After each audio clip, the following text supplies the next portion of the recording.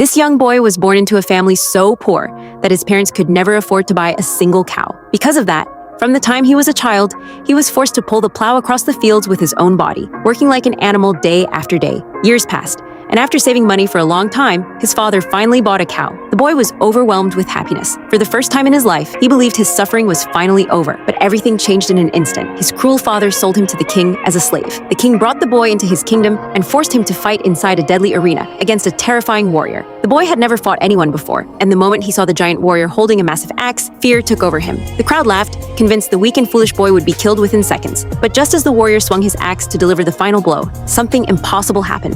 The boy suddenly transformed into a monstrous beast. In a burst of terrifying strength, he grabbed the warrior by the legs, flipped him upside down, and dragged him violently across the arena. The warrior's face scraped against the ground until he finally died from the brutal injuries. The entire crowd fell silent. Even the boy himself was terrified by what he had become. But despite his fear, the spectators were amazed, and overnight, he became the most talked about fighter in the kingdom.